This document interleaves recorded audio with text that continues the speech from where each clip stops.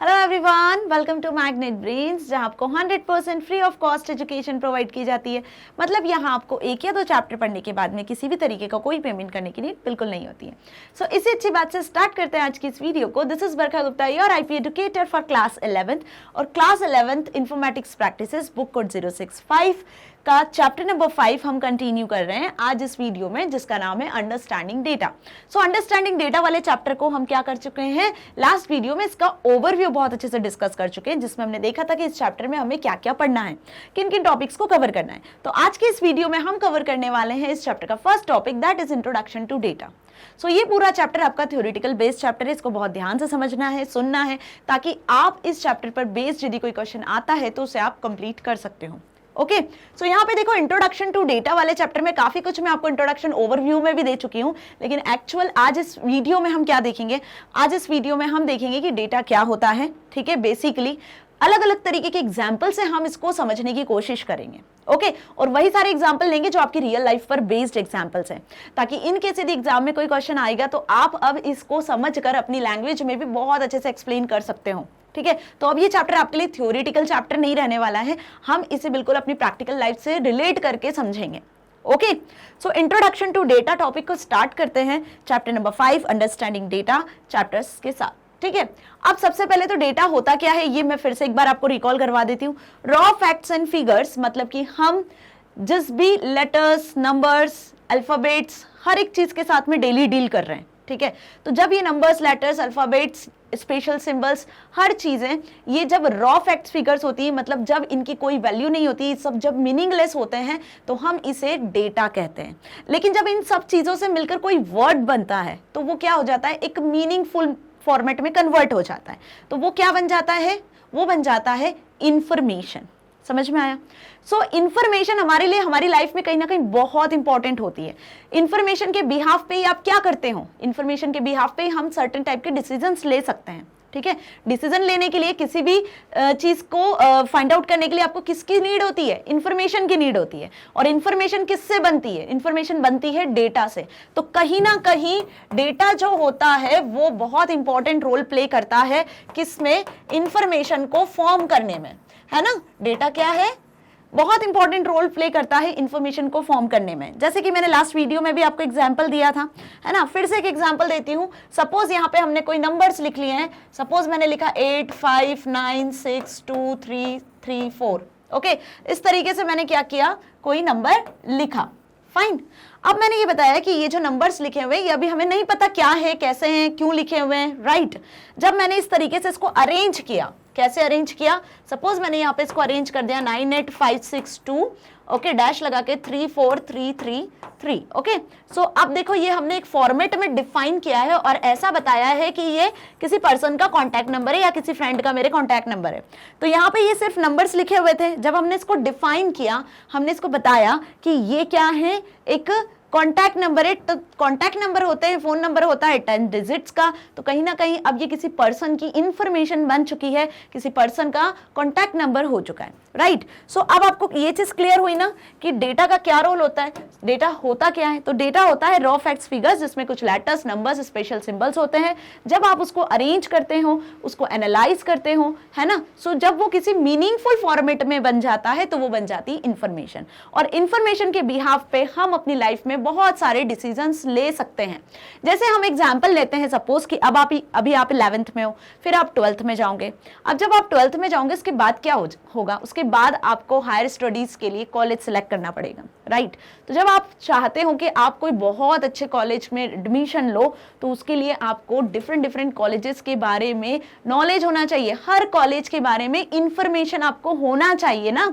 सो आप क्या करोगे, हर कॉलेज का डेटा कलेक्ट करना शुरू करोगे, मतलब हर कॉलेज के बारे में इंफॉर्मेशन निकालना शुरू करोगे कि किस कॉलेज में सबसे ज्यादा अच्छे फैकल्टीज हैं, किस कॉलेज की फीस अच्छी है, हॉस्टल फैसिलिटी है नहीं है, लेबोरेटरी, लाइब्रेरी कैसी है, प्लेसमेंट कहाँ किस कॉलेज में सबसे ज्यादा अच्छे आते हैं, है ना, कौन से कैंपसेस हैं, कौन कौन सी कंपनीज के आते हैं, ठीक है, फीस स्ट्रक्चर क्या है। सो ये सारी चीजें, ये जो सारी इंफॉर्मेशन है, ये आप क्या करोगे, कलेक्ट करने की कोशिश करोगे हर एक एक कॉलेज के बारे में। और फिर जो आपके अकॉर्डिंग बेस्ट कॉलेज होगा, जहां आपको ये सारी फैसिलिटीज मिलेगी, तो आप तुरंत एक डिसीजन ले लोगे, आप उस कॉलेज में एडमिशन ले लोगे। सो क्या किया आपने कॉलेज में एडमिशन लेने के लिए? आपने कॉलेज में एडमिशन लेने के लिए अपने आसपास के एरिया में जितने भी अच्छे अच्छे कॉलेजेस हैं, बेस्ट कॉलेजेस हैं, उनकी इंफॉर्मेशन को गैदर किया, है ना, वहां का डेटा कलेक्ट किया और एक डिसीजन लिया. So many a time people take decisions based on certain data और इंफॉर्मेशन. तो बस वही तो डेटा हुआ, है ना. बहुत सी बार हमें क्या करना होता है कि किसी इंफॉर्मेशन, किसी डेटा के बेसिस पर डिसीजन लेना होता है. So for example, while choosing a college for getting admission, one looks at placement data for previous years of that college, educational qualification, experience of the faculty members, laboratory and hostel facilities, fees, etc. Clear? So we can say that identification of college is based on various data and their analysis. है ना. सो यहाँ पे हम क्या बोल सकते हैं कि जो आप डिसीजन ले रहे हो, आप एक कॉलेज को आइडेंटिफाई कर रहे हो, ठीक है, अपने एडमिशन के लिए. सो वो डेटा, वो डिसीजन जो है, वो आइडेंटिफिकेशन जो है, वो बेस्ड किस पर है? वो बेस्ड है वेरियस डेटा एंड उसके एनालिसिस पर, कि आपने डेटा कलेक्ट किया, उस डेटा से, उस इंफॉर्मेशन से आपने क्या किया, एक एनालिसिस किया कि आपको कौन सा कॉलेज सिलेक्ट करना है. ठीक. अब ये तो हुआ नॉर्मल सा एक एग्जाम्पल, जनरली सभी करते ही है ऐसा. इसके बाद बात करते हैं हम गवर्नमेंट की. तो देखो यहाँ पे गवर्नमेंट भी डेटा कलेक्ट करती है. ओके, कैसे डेटा कलेक्ट करती है? अब गवर्नमेंट क्या है? गवर्नमेंट पूरी जो दुनिया भर की, वर्ल्ड की जो पॉपुलेशन है, उसका डेटा कलेक्ट करती है. इस प्रोसेस को हम क्या बोलते हैं? इस प्रोसेस को हम बोलते हैं सेंसस. क्या बोलते हैं इसे हम? Census. So government systematically collect करती है डेटा को, रिकॉर्ड्स को about the population through a process called census. अब क्यों कलेक्ट कर रही है गवर्नमेंट इस सेंसस प्रोसेस के थ्रू डेटा को? क्यों रिकॉर्ड कर रही है? ताकि वो गवर्नमेंट्स के लिए, पॉपुलेशंस के लिए, जो पीपल्स है, नॉर्मल जो पीपल्स हैं, उनके लिए कुछ डिसीजन ले सकें. क्या डिसीजन ले सकें? उनके लिए, उनके फ्यूचर्स के लिए, उनके लिए जो पॉलिसीज हैं उन्हें बना सके, उसे फॉर्मुलेट कर सके, है ना. So census data contains valuable information which are helpful in planning and formulating policies. Okay, so देखो गवर्नमेंट भी जनरली पॉपुलेशंस का डेटा गैदर करती है, कलेक्ट करती है, और उनके लिए जो वैल्यूएबल इंफॉर्मेशन है, उनके लिए जो पॉलिसीज हैं, जो उनको हेल्प करेगी डिसीजंस लेने में, और वो पॉलिसीज को प्लान करके फॉर्मुलेट करती है. फाइन. इसी तरीके से देखा जाए तो the coaching staff of a sports team analysis previous performance of opponent team for making strategies. अब कोई कोच है स्पोर्ट्स टीम का, ठीक है, अब वो कोच को नई नई स्ट्रेटेजीज बनानी है ताकि वो बहुत अच्छे से प्ले कर सके, ठीक है, अपनी टीम को आगे लीड कर सके. तो क्या करेगा वो? अपनी ओपोनेंट टीम्स के प्रीवियस मैचेस को देखेगा, वहां से कलेक्ट करेगा अच्छी अच्छी इंफॉर्मेशन को कि कहाँ क्या चीज हो रही है, उसके बिहाफ पे वो नई स्ट्रेटेजीज को बनाएगा, नए डिसीजन लेगा. तो यहाँ पे भी देखो कोच क्या कर रहा है? प्रीवियस इंफॉर्मेशन को, प्रीवियस डेटा को कलेक्ट कर रहा है ओपोनेंट टीम के, और फिर नई स्ट्रेटेजीज को बना रहा है, तो कोई नया डिसीजन ले रहा है. Fine. Bank maintain data about the customers, their account details and transaction. अब बैंक भी क्या करता है? बैंक भी कस्टमर्स के डेटा को मेंटेन करता है, कस्टमर की डिटेल को एक्सेप्ट करता है ना, उनके अकाउंट डिटेल को मेंटेन करने के लिए, उनके ट्रांजेक्शन को हैंडल करने के लिए उसके पास कस्टमर्स की डिटेल होना चाहिए, कस्टमर का डेटा होना चाहिए. ठीक है. So all these examples highlight the need of data in various field. तो इस सारे एग्जाम्पल से क्या समझ में आया आपको कि जो डेटा है वो हर एक फील्ड में बहुत इंपॉर्टेंट रोल प्ले कर रहा है. राइट. ये हमने अभी तक देखा कि data are indeed crucial for data decision making, कि डेटा क्या है? डिसीजन लेने के लिए, जो इंफॉर्मेशन है वो डिसीजन लेने के लिए एक मेन रोल प्ले कर रही है. ओके, सो यहाँ पे हमने 3 एग्जाम्पल्स देखे और होप आपको तीनों एग्जाम्पल्स भी अच्छे से समझ में आए. सो अब यदि क्वेश्चन इस तरीके से आता है ना कि data is useful for what, तो डेटा क्यों यूजफुल है? डिसीजन लेने के लिए. इंफॉर्मेशन क्यों यूजफुल है? डिसीजन लेने के लिए. एग्जाम्पल पूछे तो आप ये सारे एग्जाम्पल्स लिख सकते हो आराम से. Okay, now in the previous example, अभी जो हमने कॉलेज वाला एग्जाम्पल डिस्कस किया, one can not make decision by looking at the data itself. अब सिर्फ आपने कुछ कॉलेजेस के बारे में देखा, पता किया, ठीक है, आप खुद से अकेले रह कर क्या ये डिसीजन ले सकते हो? नहीं.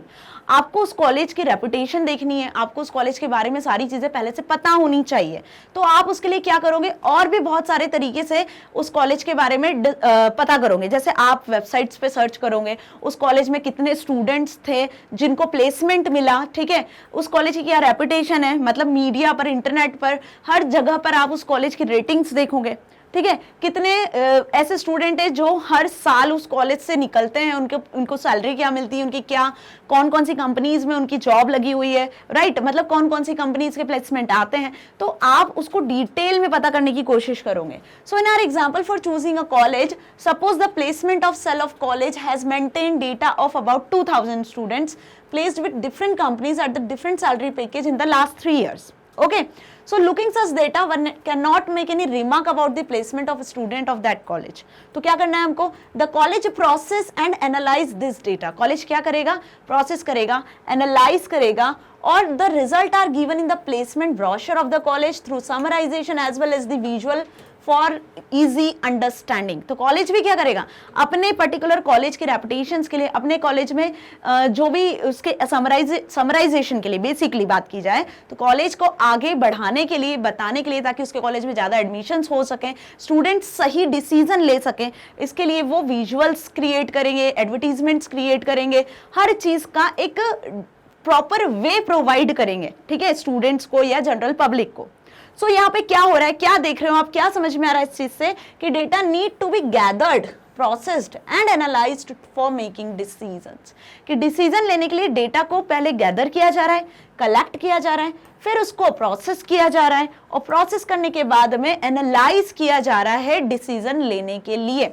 सो अब आपको यहाँ पे होप सारी चीजें अच्छे से समझ में आ गई है कि डेटा को कलेक्ट करना है, फिर उसको प्रोसेस करना है, फिर एनालाइज करना है, किस लिए? ताकि आप एक करेक्ट डिसीजन ले सको. So this is the main important line. Fine. अब in general, data is a collection of characters, numbers and other symbols that represent values of some situations or variables. जो मैंने अभी आपको बताया कि डेटा क्या होता है? कलेक्शन होता है किसका? कैरेक्टर्स का, नंबर्स का, अदर सिंबल्स का, जो कि एक वैल्यू को रिप्रेजेंट करता है. Okay. Now data is a plural and singular of word data called datum. Datum word से मिलकर बना है डेटा वर्ड. अब ये जो डेटा वर्ड हम जिसके बारे में डिस्कस करते जा रहे हैं, ये किससे मिलकर बना है? डेटम से. सो सबसे ज्यादा यदि देखा जाए तो ये डेटा को मेंटेन करने के लिए हम किस डिवाइस का यूज कर रहे हैं? हम यूज कर रहे हैं कंप्यूटर्स का. So using computers data are stored in electronic forms, है ना. अब जो भी डेटा कलेक्ट किया जा रहा है, पहले तो मैनुअली कलेक्ट किया जाता था डेटा. जब कंप्यूटर टेक्नोलॉजी नहीं आई थी तो डेटा को कैसे कलेक्ट किया जाता था? मैनुअली, रिकॉर्ड्स में, है ना, रजिस्टर में मेंटेन किया जाता था. लेकिन जब से कंप्यूटर टेक्नोलॉजी आई है तो हम क्या कर रहे हैं? यहाँ पे डेटा को स्टोर करने के लिए, प्रोसेस करने के लिए कंप्यूटर्स का यूज कर रहे हैं, और डेटा को इलेक्ट्रॉनिक मीन्स में हम क्या कर रहे हैं? प्रोसेस कर रहे हैं, स्टोर कर रहे हैं. So because data processing becomes faster and easier as compared to manual data processing done by people. तो इससे क्या हुआ? जो डेटा प्रोसेसिंग हुई, डेटा को स्टोर करने की जो टेक्निक्स हुई, वो सब चीजें क्या हो गई? फास्टर हो गई. प्रोसेसिंग भी फास्टर हो गई, कम टाइम लगने लगा, ठीक है, गलतियां भी कम होने लगी, एक्यूरेट वे में डेटा मेंटेन होने लगा as compare to manual data processing. Fine. So the information and communication technology, जिसे हम ICT कहते हैं, revolution led by computer, mobile and internet has resulted in generation of large volume of data at a very large pace. Okay. So ये चीज आपको अच्छे से clear हो गई ना कि जब से information and communication technology, computers का एरा आया है, तब से इस डेटा को प्रोसेस करना, इस डेटा को हैंडल करना, ठीक है, इजी हो गया है, और फास्ट वे में डेटा को आप स्टोर कर सकते हो, प्रोसेस कर सकते हो, डिसीजन इजीली ले सकते हो. Clear? Now the following list contains some examples of data that we often come across. ठीक है. अब ये कुछ लिस्ट है डेटा की जो आप देखते हो हर जगह, ठीक है. सो क्या एग्जाम्पल्स होंगे? मतलब एक तरीके से देखा जाए तो ये कुछ एग्जाम्पल्स ही हैं, जैसे कि name, age, gender, contact details etcetera of a person. यदि एक पर्सन की बात करें तो पर्सन का डेटा क्या हो सकता है? उसका नाम हो सकता है, कॉन्टैक्ट नंबर, एज, जो नॉर्मल उसकी डिटेल होती है, पर्सनल डिटेल, वो किसी पर्सन का पर्सनल इंफॉर्मेशन हो गई, डेटा हो गया, ठीक है.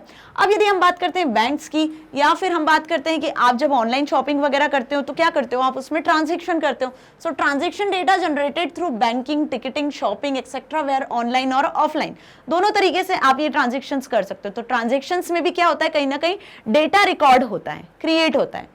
Images, graphics, animations, audio, video, इस फॉर्मेट में भी डेटा क्रिएट होता है. जरूरी नहीं है कि टेक्सचुअल फॉर्मेट में ही हो, कोई लेटर्स, नंबर्स, कैरेक्टर्स ही हो. इमेज के फॉर्मेट में, ऑडियो के फॉर्मेट में, वीडियो के फॉर्मेट में भी डेटा कलेक्ट किया जाता है. Documents and web pages use किए जाते हैं डेटा को कलेक्ट करने के लिए, ठीक है। यदि आप कंप्यूटर का यूज करते हो तो आप क्या करते हो, आपको कोई एप्लीकेशन प्रिपेयर करना है, कोई लेटर प्रिपेयर करना है, तो आप डॉक्यूमेंट क्रिएट करते हो, है ना। आप पीडीएफ्स का भी यूज करते हो, वेब पेजेस का भी यूज करते हैं हम। तो इंटरनेट पे जो डेटा होता है वो वेब पेजेस के फॉर्म में होता है, right. Online post, comment and messages, तो जो डेली के ऑनलाइन पोस्ट होते हैं, कमेंट्स होते हैं, मैसेजेस होते हैं, आप चैटिंग सॉफ्टवेयर्स का यूज करते हो, आप सोशल मीडिया वेबसाइट्स का यूज करते हो, ब्लॉग क्रिएट करते हो, ठीक है। सो उन सारी चीजों से क्या होता है, आप जो डेली के ऑनलाइन पोस्ट कर रहे हो, मतलब क्या है कि कहीं ना कहीं आप डेटा प्रोड्यूस कर रहे हो, समझ में आया। सिग्नल्स जनरेटेड बाय सेंसर्स के थ्रू जो सिग्नल्स जनरेट होते हैं वो भी किस फॉर्मेट में होते हैं, डेटा के ही फॉर्मेट में होते हैं। Satellite data including meteorological data, communication data, earth observation data etcetera.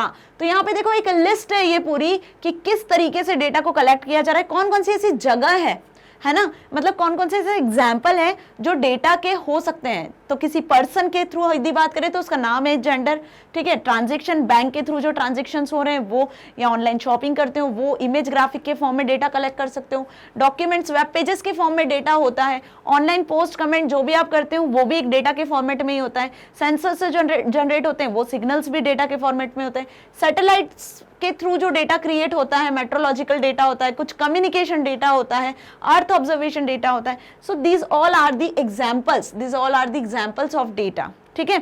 So hope आपको आज अच्छे से समझ में आया डेटा के बारे में, कि यदि इस चैप्टर में डेटा के बारे में लिखने को आया, सिर्फ डेटा के बारे में, what are the features, what are the examples, what are the list to collect the data, तो अब आप अच्छे से लिख सकते हो, है ना। सो वीडियो अच्छी लगी है तो इसे आप यूट्यूब के साथ साथ magnetbrains.com वेबसाइट से एक्सेस कर सकते हो। क्लास 11 सेलेक्ट करना, इस तरीके का होम पेज होगा, यहाँ पे सिलेक्ट कर लेना क्या, अपना सब्जेक्ट। तो यहाँ पे आपको अपना सब्जेक्ट मिलेगा class 11th IP book code 065।